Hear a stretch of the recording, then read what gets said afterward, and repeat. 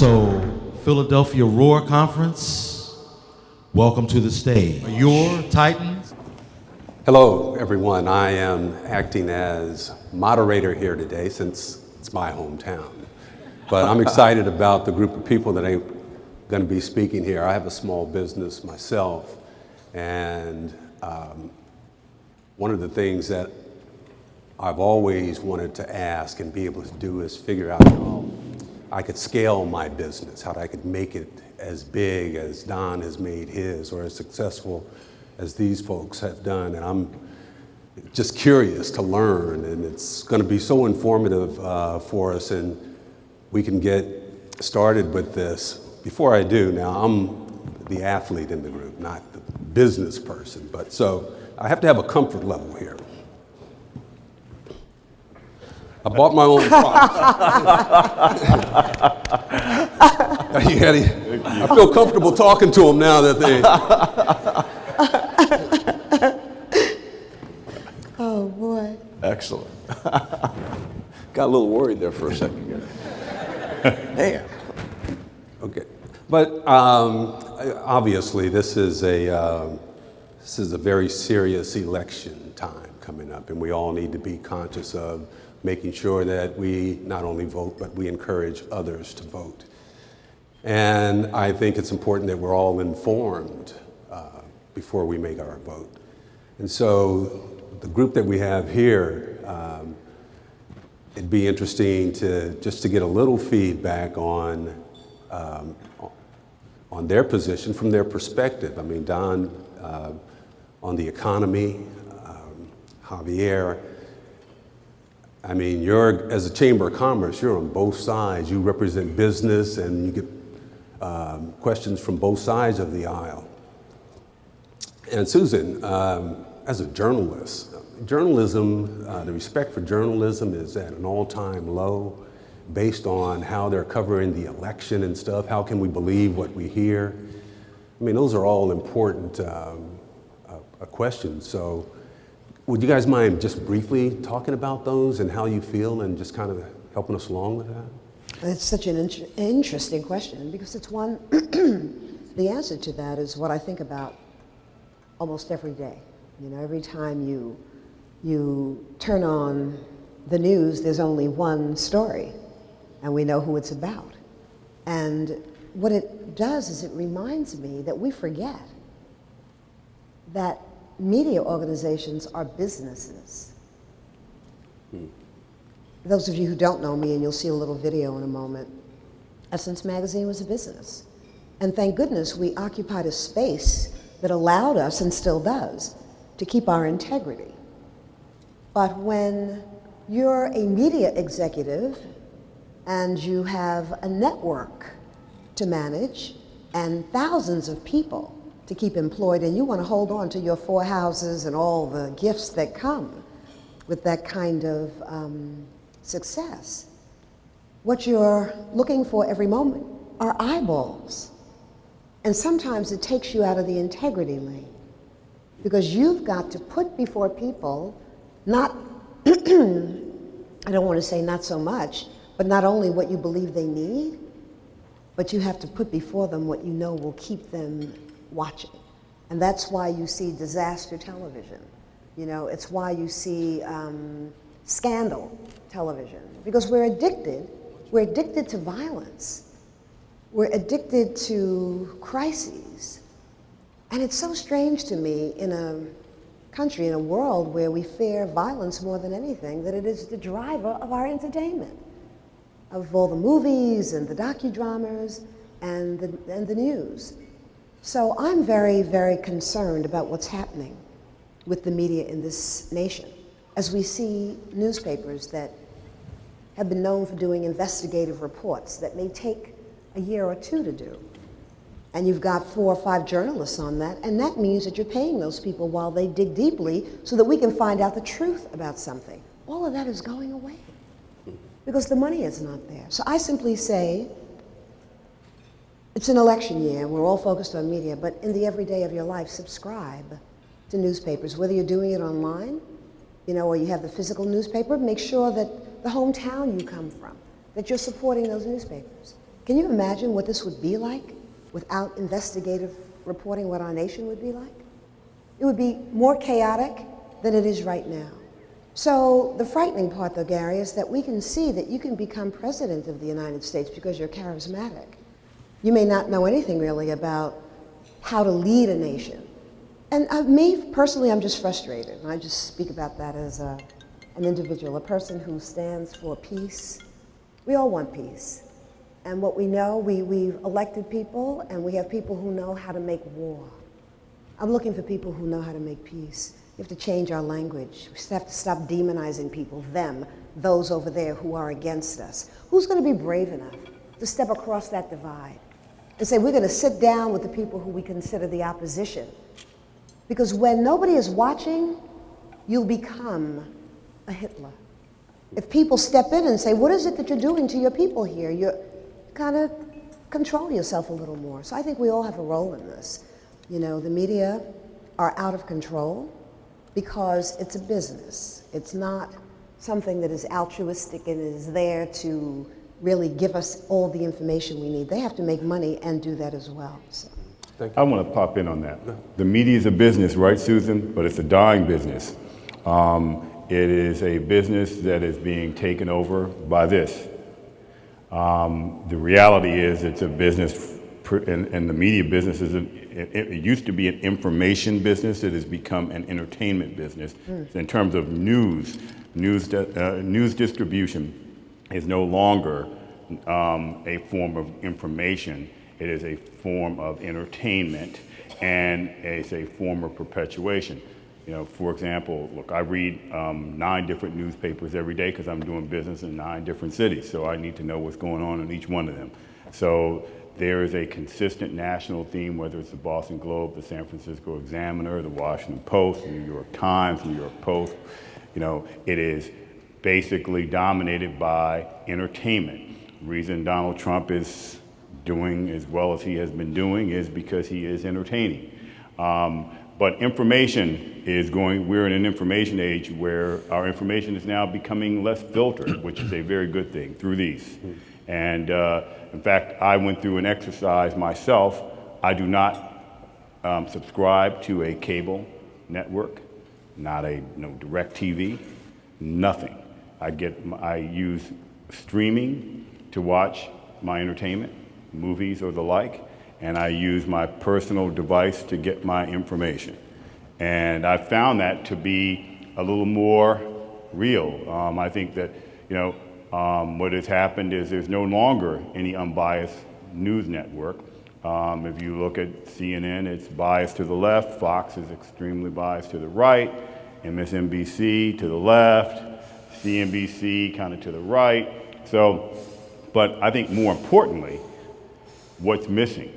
What's missing is we're in an election year, and we're talking about some issues that are important. Domestic terrorism, is important. Of course, international terrorism is important. But we have a crisis in terms of where our country is. We have African Americans at a crisis point in this country. We are dead last economically. This is a capitalistic democracy. Let's not forget that. It is a democracy built upon capitalism. And so those who have capital get to set the rules and influence the direction of the country. Those who don't are powerless, except when it comes to voting. And when we look at who is at the wrong end of the stick here, when it comes to economics, it's African Americans. We're dead last in home ownership. We are dead last in household net worth. We are dead last in educational performance or achievement. And we make up 2 out of the 400 richest Americans on the Forbes list. Yet we make up 12% of those who use drugs, but we are 40% of those who are arrested for drugs, and we are 59% of those who are incarcerated. That all happened because of a law called the 1994 Crime Bill, where it was a war on crime. And so what we have now is we've had a generation now, started with Richard Nixon in the 1970s, to lock up our black men. And so we look at what has happened today. We went from, in 1980, 40,000 people locked up for drug use or drug abuse or drug crimes in general. And now we got 500,000 locked up. We have had millions of black men locked up in jail. And that has destroyed their families, from their parents, their other relatives, and of course if they have children or wives, and it has destroyed generation after generation because it has taken the fathers out of millions of households where children need a role model, and it's perpetuated this journey to what will ultimately, if we do nothing about it, become a permanent underclass. So that's the pressing domestic issue in the United States of America, that we have two people living in two different worlds. And what we see now is we have the Black Lives Matter movement, saying enough is enough. I spoke about this at my speech at the Congressional Black Caucus dinner the other night, that we have a major football player not willing to stand for the national anthem. We're at a very challenging crossroads, and that is not being discussed by the media, except, again, when it is a crisis point, where someone, like last week, a 13-year-old boy was killed with a BB gun. These murders have been happening at the hands of police officers for decades. It's only because of this unfiltered information that is providing that information. Without these, the news media would have overlooked them. It would have been a local story. None of them would have percolated. No one would have heard of Eric Gardner. No one would have heard of Michael Brown. No one would have heard of Trayvon Martin. No one would have heard of any of these victims of senseless crime if it weren't for this unfiltered information. And so this information is going to take our country to a place to where we are not going to allow this anymore. And just to close here on this point, because it's important what it has the effect of our election coming up, is I've talked to countless millennials, and they are telling me that they are not voting for the lesser of the two evils. As much as I press them to look, you gotta vote, look at the clear alternative here, they're just saying we would rather lose and send the message that this has gotta change. Wow, interesting. Thank you for that. Javier, how about you? I mean, as a Hispanic U.S. chamber, I mean, you have a couple of hundred different chambers under you that are giving you information from all over the country. Yeah. How do you see them? Well, I think and I agree with the points that were made. First of all, the United States Hispanic Chamber of Commerce now represents 4.1 million Hispanic-owned firms in this country that collectively contribute over $661 billion to the American economy. Our Hispanic-owned businesses are growing at a rate of 3 to 1 when compared to the general market. We advocate on behalf of 271 major corporations, and we do our work, to your point, Gary, we do our work through a network of 200 local chambers and business associations throughout the United States. Critical members include the U.S. Black Chamber, the National Gay and Lesbian Chamber, the Asian Chamber, and the list goes on. Our role has really been to change the narrative that has for too far defined the Hispanic community in this country. And it really is about the notion that we are first and foremost American companies. So while we are very proud to advocate on behalf of businessmen and women who happen to be proudly so of Hispanic descent, we remind the nation that first and foremost, we're American businesses. So every tax bill we pay, every job we create, every product we manufacture, at the end of the day, benefits America. In that context, we recognize very clearly that the intersection between policy, politics, and policymakers and business, at least in this country, is inextricably tied. So the more you understand the other, the more I think able you are to navigate through the other. And so for us, when we began to see the political debate turn into what we thought was a fairly, at the time, concerning rhetoric, we decided to create the first ever that we are aware of presidential Q&A series led by a business organization. And we hosted Bernie Sanders for 10 questions directly from me in front of the open media. We hosted Martin O'Malley, we hosted Ted Cruz, we hosted John Kasich, we hosted Jeb Bush, we hosted Hillary Clinton. And famously, because he insisted, I mean really insisted, we offered the same opportunity to Donald Trump to come sit with us in front of the open mics in the media and answer 10 questions of our choosing. He famously backed out 48 hours before. Since then, we've seen the rhetoric and the debate really turn in what I think is a fairly negative place.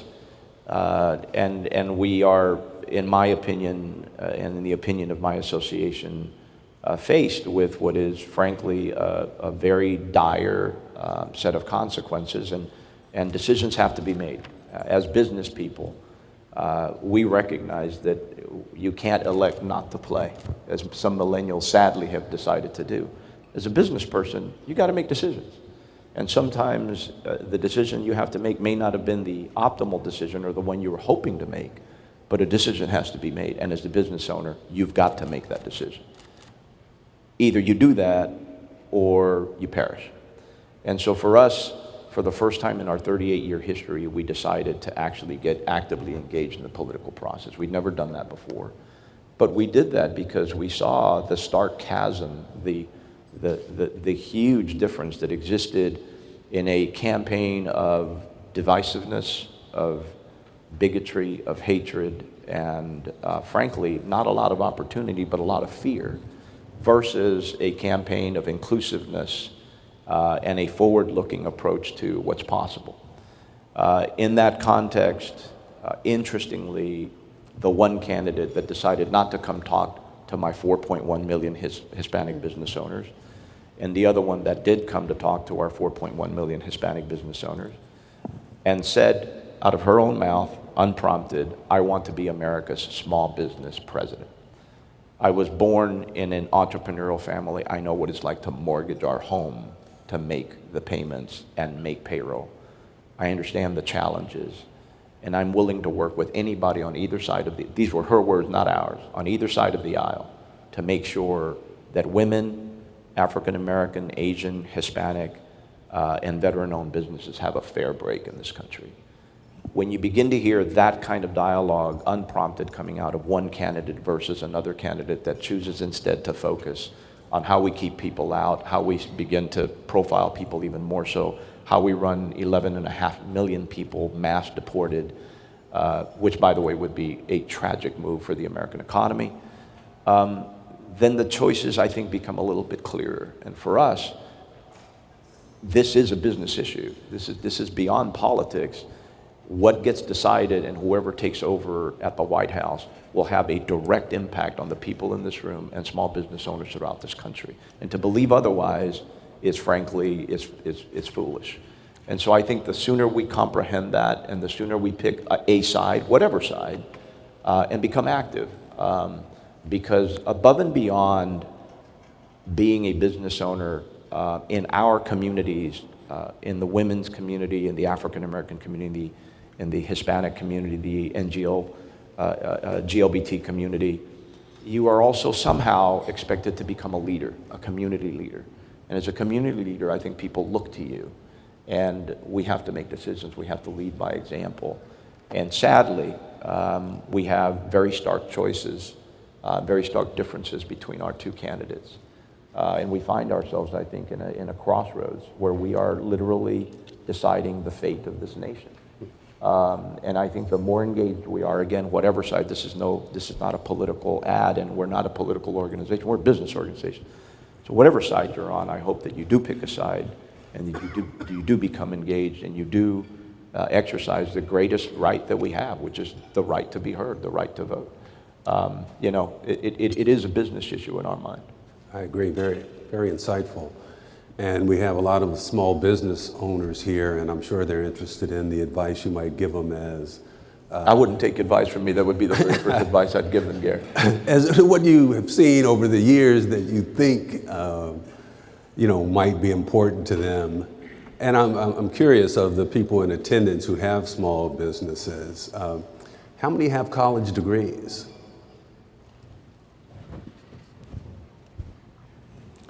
And so I'm curious as the importance placed on education, especially when I look at your backgrounds. And Susan, I know that your struggle. Yes, go ahead. I'll jump on this one because this is one that I can speak to, I think, personally. I think, first of all, as business people and as organizations, and by the way, a shout out to Josette. Josette Wright is a phenomenal leader. It's a woman that I call on a very regular basis for advice and counsel. And she calls me, whether I like it or not, on a very regular basis for advice and counsel and the occasional scolding when she thinks I've overstepped. But she's become a good friend and a counselor. I didn't want to miss the opportunity to say that, especially to this amazing group. I think education, as well as immigration reform, and by the way, healthcare, some would say that those are civil issues and social issues. At our association, we believe those are economic issues, and they're economic imperatives. The healthier your people are, the healthier your workforce is, the more educated your workforce is, et cetera, the better economy you have, the better able you are to compete on a global basis, and the list goes on. So I think that case has been made. I actually want to step in and say, look, we've got this approach, and I hear this often, that there's some panacea out there for those who go to college and so forth. By the way, I'm sure I'm the only college dropout up here. So, and I'm with you on that one. So look, my son just graduated from Columbia, and one of the top schools in the country, and told me that he literally learned nothing in the 4 years he was there that will help him in the business that we are working in.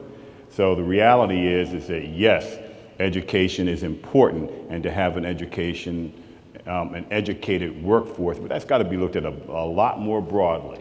We cannot have a whole society full of college-educated intellects that have no direct skills that can help them earn a living.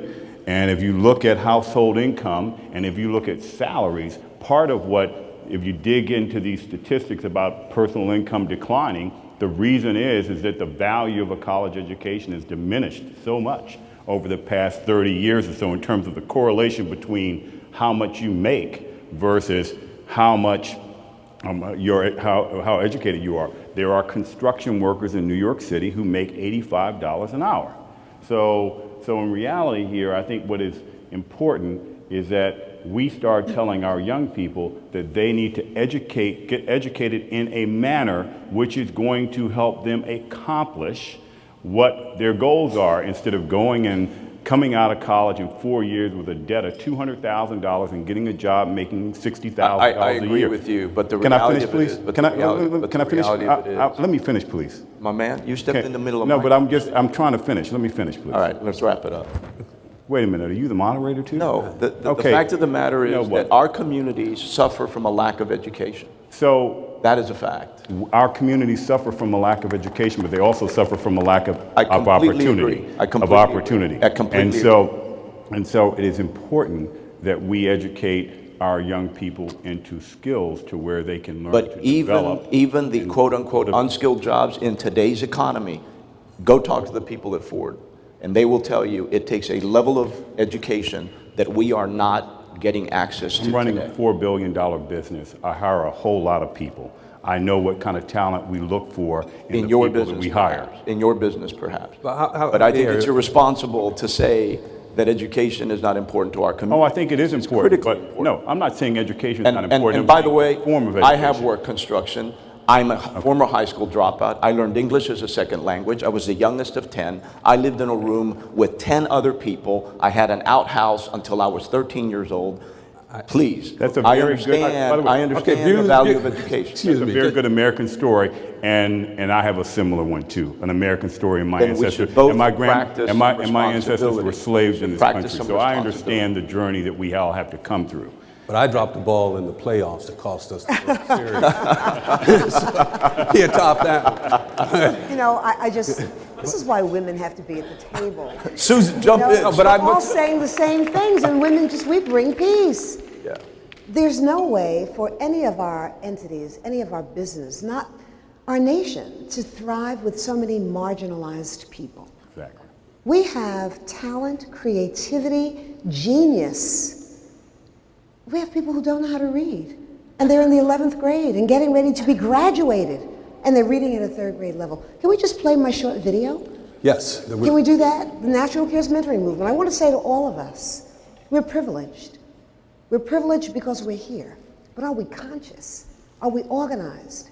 Do we have a mandate and a plan? What's the plan? I think you said it so brilliantly, Emmett, that we're here, this powerful learning, but then what happens when it's Wednesday or Thursday when this ends? This country, people are fearful right now, and this is very, very real. And what we've got to figure out is how to lower the temperature around fear and to bring people into the economy. Because you can't build walls high enough or thick enough to keep desperate people out. Nobody would be murdered. Anybody who has a job is not out there trying to kill somebody, maybe at the boardroom table, but not with a gun in his hand. He's home having a beer, thinking about getting up the next morning and going to work. Let's just play the video, and you'll see why we all have to be in this mix and ensuring we're not going to be able to change the curriculum.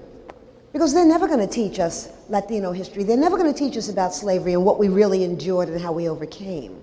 So we've got to find another way to really go in and get our young people and ensure that they have the tools that they need to thrive and to become part of this, what needs to be a robust economy. My name is Tiante Miller. Okay. In 2014, I graduated from Harlan High School in Chicago.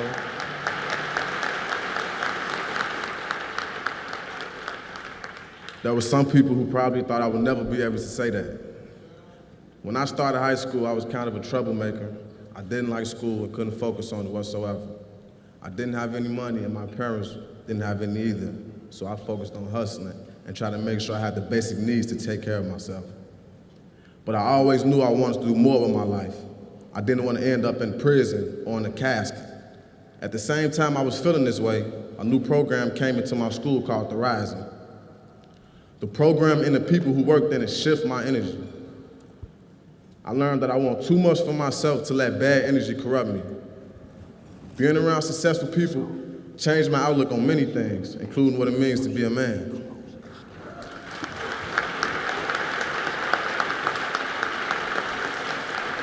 No. The people who worked in The Rising treated me like I was a leader. They wanted to see me succeed. My grades started to improve. Before The Rising, this was my report card. It has all F's on it. After The Rising, this was my report card. You can't see it, but it has all A's and B's.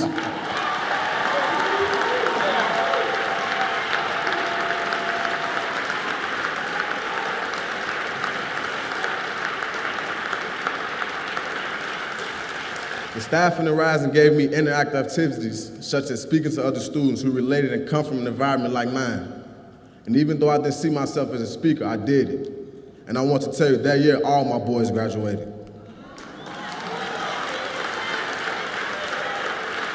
The Rising teach you not to just strengthen yourself, but to strengthen others around you, and to connect you with mentors and people in the community who cares about your success.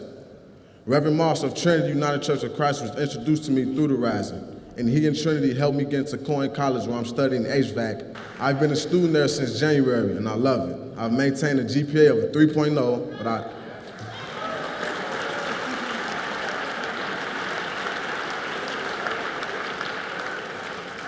but I know I'm going to get to the 4. And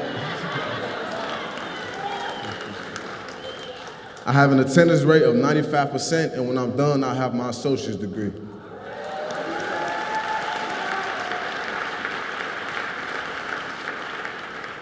But after that, I'm getting my bachelor's degree, and my goal is to take what I've learned, use it to build a real estate business where I buy houses, rehab, flip or rent them. But while that's my goal, my dream is to make sure other people who have the same life as I did have a chance. I want to be a role model for them. One day I'm going to be very successful, but I don't want to just make a lot of money to look at a bunch of people who don't have clothes on their back or can't even buy a meal. My dream is to make a difference, and I know that I will. So tonight, I want to thank all of you for supporting The Rising, and I want to thank Mama Susan and everybody at National Cares. That's good. He's going to wish me happy birthday. I just want to say one final thing. And last but never least, happy birthday, Mama Susan. Happy birthday. My 70th. And those of you who know me know I spent 37 years at Essence. You got to have a big vision. You know, you're here because you have big vision. You've got to differentiate. Essence succeeded because nobody was talking to black women. And what we do is we echo one another rather than, I want to say the most important thing that any of us can take is quiet time. So that you really understand you have an innate creativity. But that creativity never is born when we're rushing from meeting to meeting and we're texting and tweeting and reading and all the energy is going out. The wisdom is really within. And we're all here with a common calling. It's to make things better. Whether we're doing that leading, you know, the Hispanic Business Association, or we're building properties, or we've been a baseball star, and now we have companies and we're doing great. But what about those who are marginalized? Do you know how poverty is defined in this nation? We don't know. It's an income of $23,300 for a family of 4 with 2 related children. Extreme poverty is half of that. You cannot raise a family, or you can't even take care of yourself on $12,000 a year. You've got to steal something, you've got to sell something, you've got to sell your body or drugs. So we're setting people up for crime. And I'm just asking for us to do something that is not being done in this country, and that's to live, as business people, live for something larger than making money. Live for making a huge difference in this society. Take quiet time, be still, take care of your body, because we can't win this with a broken, overwhelmed, stressed out army that can't run up the stairs. Get well, because when you're living for something larger than yourself, and if you saw the other video, which we're not going to play, you would see Oprah, you would see Danny Glover, Mariah Carey, Rosie Perez really talking about the crisis. Mentoring is a low-cost, high-results way of changing lives. We're transforming schools. We're in 58 cities around the country. This is not a commercial for CARES. It's a commercial for you to get involved wherever you are in your community and those who are marginalized. They need to see you, they need to hear you. Go and speak about possibilities. When you're living on the block and you don't see anything east, west, north, or south, you believe that you can only be the people who you see. And what you see is what you will be. So our young people are waiting for you. You do that, and believe me, the blessings will abound. Everything you need will be put into your hands if you're living for something larger than just making more money. Live for making a big difference. Thank you. Thanks. And we're running out of time, and I'd like to give you guys a chance to leave maybe a final thought. But Susan, the roadmap has to start with, you know, something inside of you, the drive that it has. I mean, when you went to Essence magazine, 1970, single mom, 4 kids, and I know you have a degree, but that didn't happen until when? Till I was already the editor-in-chief of the magazine. Right, you got your degree after you'd already That's right. achieved That's right. your success. Right. I mean, that's drive that we have to start with. And Javier, I mean, your path has been the same. You just got a job first and then started working your way up and then started going to school on the side. But you were already in the workforce and doing your thing. And, you know, I guess that's what I'm trying to encourage everyone to do is to don't wait, get started and work hard, attend, learn from people. Those things are all very important. And Don happens to own, used to own my favorite hotel, Royal Palm. This is one of his major projects in Miami and one of my favorite hotels. But I just read where that hotel, South Beach, is going to sell for the most money than any per square foot of any property. I mean, that's huge. I mean, to go from where you were to do something like that or to have that type of vision, sell it and then be able to come back and get it again, man, that type of inspiration. But taking those types of chances, I mean, that's stuff that if I read about it, I follow very easily. So I was wondering if you could just share your parting thoughts with this group. Sure. Look, we live in a great country. Can I get a discount on the hotel? Absolutely. That remodel is amazing, by the way. It is amazing. I come from, look, this is a great country. I'm an American, and we are very fortunate. Look, my grandparents, who are my role models, my two grandfathers, my paternal grandfather was a janitor in a public school system in a little town in Virginia called Emporia, Virginia, where my father and my aunts could not attend. They had to attend a segregated school. But he had a deep belief in the greatness of the country and believed that owning property was key to being a full-fledged American. So that was something that he had his children aspire to and instilled in them. My maternal grandfather was a hotel doorman at the Wardman Park Marriott in Washington, D.C. for 41 years, had 5 daughters, raised all 5 of them. My grandmother died when my mother was a teenager. And my mother had me at 19 years old. My parents were divorced when I was 5 years old. I was raised by my mother. I watched my mother work, hours among hours trying to support us. And then also had aspirational dreams of being an entrepreneur. So she worked in real estate as a sales agent and then had a brokerage company. Then the recession hit, she lost her business. So I watched that and I observed from it. But I was brought up in an environment in Washington, D.C. and my family, and I was expected to make our society a better place than where I found it. So I chose business because it allowed me the freedom to do different things and to be able to give back. In terms of what I was trying to do as a business person, my goal's always been to do what I do well, to do it to the best of my ability, and to use it as a vehicle, an environment of opportunity. And so every hotel I've ever owned has been managed by an African American. The current general manager of my Marriott, in fact, I own a Marriott 2 miles from the hotel where my grandfather worked as a doorman. And the gentleman there started off in public housing, worked as a busboy for me, and 5 years later he's running the hotel as the second chairperson of the Greater Washington, D.C. Hotel Association. So those are the accomplishments that I'm proud of. But I think as a business person, we have a great obligation, when I echo what Susan says, to give back, to serve as a role model, to expose our kids. I think the best thing that ever happened to me was I got to go on Capitol Hill as a high school student, as an intern, a page and an intern. So I got to meet these members of Congress who were African-American men, helping run the country. And so I got a sense of, there was no limitation to what I could accomplish. So we as a company, we funded 2 schools. Our current school is Care Elementary School in Miami. It's in the poorest neighborhood, but it provides the best education, one of the best educations in the state of Florida.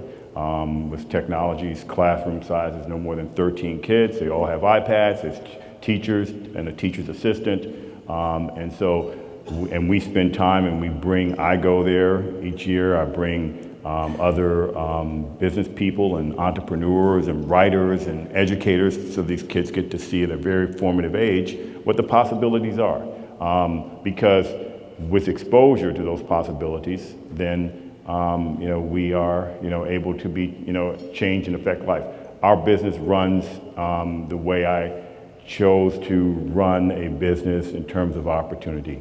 We have a goal corporately, company-wide, of 35% of all of our business goes to minority and women-owned businesses, with a goal of 50%. Sometimes we do better than 50, sometimes we're always going to hit that 35%. And the idea there is to provide access to opportunity so that we can change this cycle where so many people are left out. And I think the tug of war we're having right now in the political system is a large number of Americans feel like they are locked out of opportunity. That's right. And so as business people, I think our purpose is not to make money.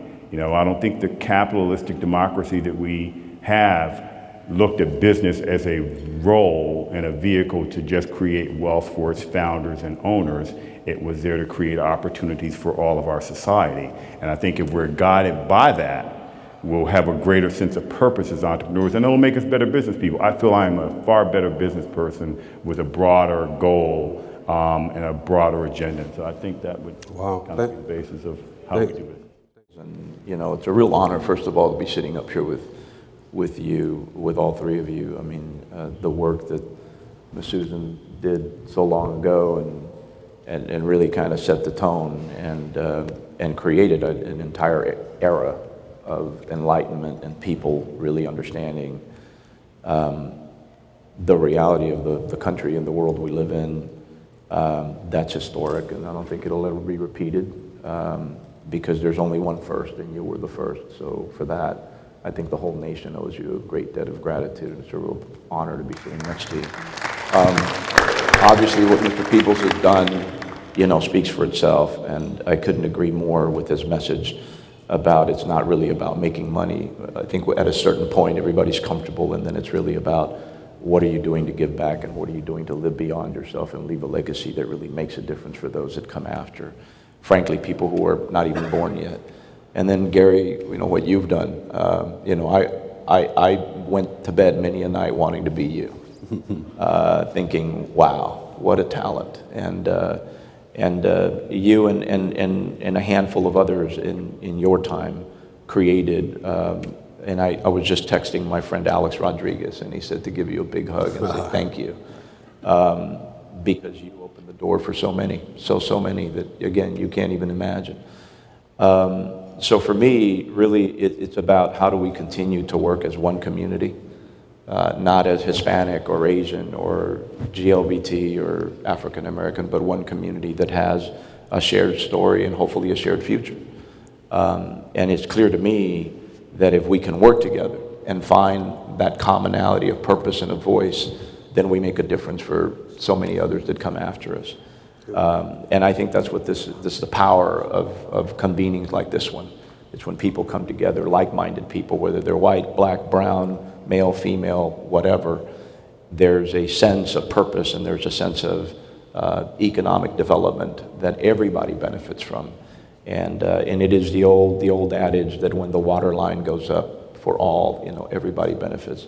Obviously, we're at a place in our history as a nation where there is so much strife and there's so much negativism around that you could fill every morning on CNN or MSNBC or whatever station you choose, and it could fill your day. But I think the beauty of American entrepreneurialism is that we are the ones that are constantly looking forward. We are the ones that are constantly in this sense that our greater days are still ahead of us. If we didn't believe that at our core, we wouldn't be entrepreneurs. And that's the beauty of entrepreneurialism. So I commend more than anybody all of the people in the room, because you're the ones that create the jobs, pay the taxes, drive the innovation, and keep this country the envy of the world. So I'm really, real pleasure to be here. Thank you. Please. I just want to say to the panel, thank you, especially for not feeling like you needed to use those bats.